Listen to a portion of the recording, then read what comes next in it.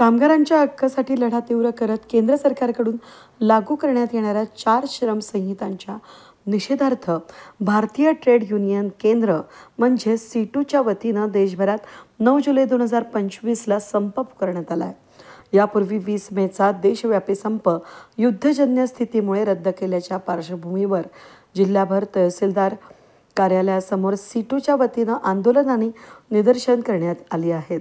केंद्र सरकारच्या 4 नव्या श्रमसंहितांच्या विरोधामध्ये आणि कामगारांच्या मूलभूत प्रश्नांकडे केंद्र सरकारचं लक्ष वेधण्यासाठी 20 मेला देशव्यापी संप पुकारण्यात आला। हा संप स्थगित करण्यात आला असल्यानं तालुका आणि जिल्हास्तरीय तहसील कार्यालय, कामगार उपायुक्त कार्यालय आणि इतर शासकीय ठिकाणी निदर्शनं करण्यात आली।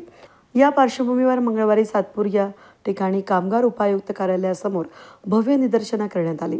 या आंदोलनाप्रसंगी कामगारांच्या 11 प्रमुख मागण्या केंद्र सरकारसमोर मांडण्यात आल्या।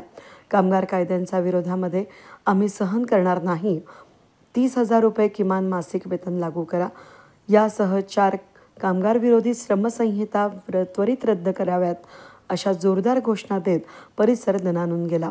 या आंदोलनाप्रसंगी मोठ्या संख्येनं कामगार सहभागी झाले होते।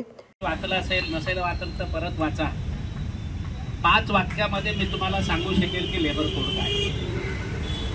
पहिलं वाक्य असं आहे की तुम्हाला युनियन करणं अवघड आहे, युनियन केले तर युनियनचं रजिस्ट्रेशन टिकवणं अवघड आहे आणि तुमची युनियन सरकारी अधिकारी रद्द करू शकतात। आता युनियन जर राहिले नाही तर मग कामगाराला काय न्याय मिळतो हे आपण युनियन असलेल्या आणि युनियन नसलेल्या कारखान्यामध्ये बघितलं तर आपल्या लक्षात येईल।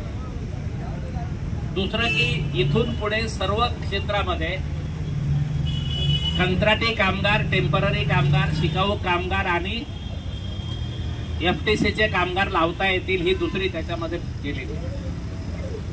आता जर याच्यावर काहीच मर्यादा नाहीये, शिकाऊ कामगार किती असायला पाहिजेत हे अप्रेंटिस कायद्यामध्ये मर्यादा होती त्याच्यावर। आता याच्यावर काही मर्यादा नाही, तुम्ही 100% लोक सुद्धा एफटीसीचे लावू शकता, ट्रेनी लावू शकता, अप्रेंटिस लावू शकता, शिकाऊ कामगार म्हणून लावू शकता। अशा पद्धतीची तरतूद ह्या नवीन लेबर कोडमध्ये।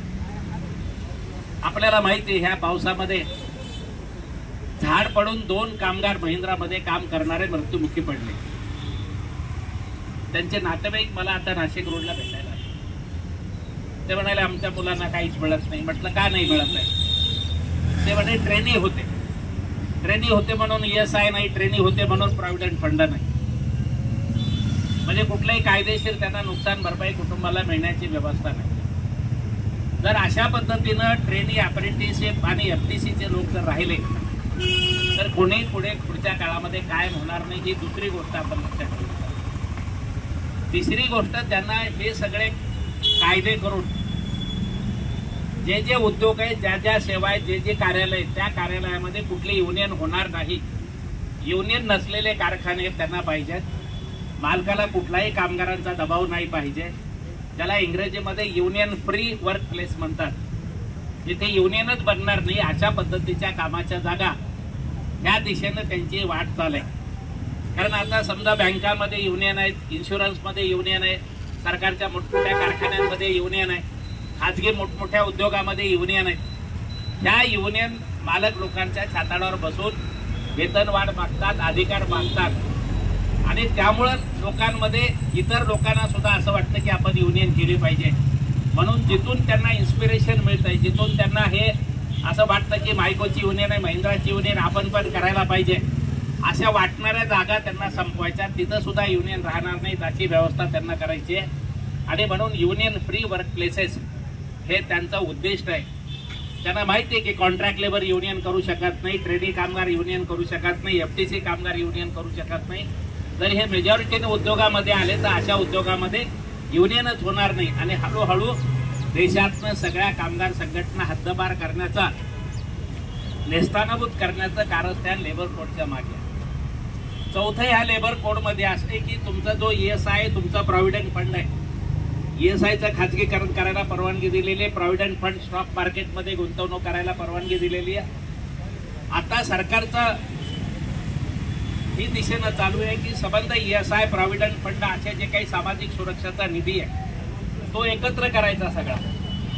त्या निधीच्या अध्यक्षपदी स्वतः पंतप्रधान राहणार आहे आणि हा पैसा इतर लोकांना सामाजिक सुरक्षा लागू करण्यासाठी खर्च करायचा अशा पद्धतीचा विचार त्या लेबर कोडच्या माध्यमातून आलेला आहे. त्याला त्याने गोंडस असं नाव दिले की सगळ्यांना पेन्शन लागू करायची आहे, सगळ्यांना प्रॉव्हिडंट फंड लागू करायचा असं त्यांना म्हणतायत. परंतु प्रत्यक्षामध्ये 9-10 लाख कोटी रुपये जी ESI आणि प्रॉव्हिडंट फंडाचे आहेत ते पंतप्रधानांना साधं पाहिजेत. जसे रिझर्व्ह बँकेचे 2.25 लाख कोटी रुपये त्यांनी खर्च करून टाकले, निळे उद्योग विकून आलेला पैसा सगळा उधळून टाकला. अशा पद्धतीनं प्रॉव्हिडंट फंडाचा ESIचा पैसा त्यांना ताब्यात घ्यायचा आहे आणि त्याचं एकत्रीकरण करण्याची कारवाई सुरू करायची. हे तुम्हाला कोणाला माहित नाही. तुमच्या नजरेआड तुमच्याशी चर्चा न करता, कामगार संघटनांशी चर्चा न करता हे फार मोठं कारस्थान 10 लाख कोटी रुपयावर डल्ला मारण्याचं कारस्थान आपल्या देशामध्ये या लेबर कोडच्या माध्यमातून आहे. याचा परिणाम हा होणार आहे की आपला पेन्शन, आपला प्रॉव्हिडंट फंड, आपली ESIची योजना धोक्यामध्ये येणार आहे. ह्या सगळ्या गोष्टी त्याच्यामध्ये मी तुम्हाला 5 वाक्य सांगितलेले आहेत. 5 वाक्यामध्ये इथे फक्त याचा अर्थ असा आहे की मालक सांगतील ते तुम्ही काम करायचं, मालक देतील तो तुम्ही पगार करायचा, तुम्ही युनियन करायची नाही, तुम्ही संप करायचा नाही, तुम्ही संप करू शकत नाही, केलेला प्रत्येक संप बेकायदेशीर ठरवायचा. ही परिस्थिती त्यांना या देशामध्ये प्रस्थापित करायची आहे. त्याच्यासाठी हे 4 लेबर कोड आलेले आणि म्हणून तुमच्या लक्षात असेल की CI2 का सारखं हे आंदोलन करते. CI2 जनसुरक्षा विधेयक आणि लेबर कोडच्या प्रश्नावर का एवढी सेन्सिटिव्ह आहे त्याचं कारण असं आहे की जर युनियनच नसलं तर या देशातल्या 40 कोटी कामगारांना कुठलंही भवितव्य राहणार नाही, त्यांचं अमानुष असं शोषण होईल. ब्रिटिशांच्या काळामध्ये जी परिस्थिती होती ती परिस्थिती निर्माण होईल आणि म्हणून CI2 संबंध गेल्या 2-3 वर्षापासून लेबर कोडच्या बाबतीमध्ये कामगारांना समजावून सांगण्याचा प्रयत्न करत आहे, राजकीय पक्षांना समजावून सांगण्याचा प्रयत्न करत आहे आणि आपण कामगारांना सांगतोय की हे जर तुम्ही होऊ दिलं तर तुम्हाला गुलामगिरीमध्ये जावं लागेल अशी परिस्थिती आपण सांगतो. तुमच्यापैकी काही लोकांना असं वाटत असेल की एवढं शक्य आहे का, परंतु गेल्या 30 वर्षाचा तुम्ही आढावा घ्या की ज्या गोष्टी स्वप्नात सुद्धा नव्हत्या त्या सगळ्या गोष्टी त्या भांडवलदारांनी, कॉर्पोरेट कंपन्यांनी केलेल्या आहेत आणि म्हणून हे निश्चितपणे करणार आहेत हे पण लक्षात ठेवा. तर ह्या परिस्थितीमध्ये CI2ची जबाबदारी आहे की लेबर कोड थोपवून आपण थोपवू शकलो. 2020 मध्ये हा कायदा झालेला आहे, आज 2025 आहे. 4 वर्ष होऊन गेले तरी सुद्धा आपण त्यांना हा कायदा लागू करू दिलेला नाही आहे. त्याचं कारण दरवर्षी आपण संप केलेले आहेत, त्यावेळेला 10-20 कोटी लोक संपामध्ये उतरतात, त्याचा फीडबॅक त्यांना जातो आणि त्यामुळे ते हळू वागायला लागतात. म्हणून आपण हे सातत्याने संघर्ष करतो. हे कार्यकर्त्यांनी समजून घेणं खूप आवश्यक आहे. या निदर्शनाचं नेतृत्व डॉक्टर DL चौधरी, सीताराम ठोसर, देवीदास आडोळे, वसुधा कराड, कल्पना शिंदे यांनी केलं. वेद न्यूजसाठी प्रतिनिधी कमलाकर तिवडे, सातपूर.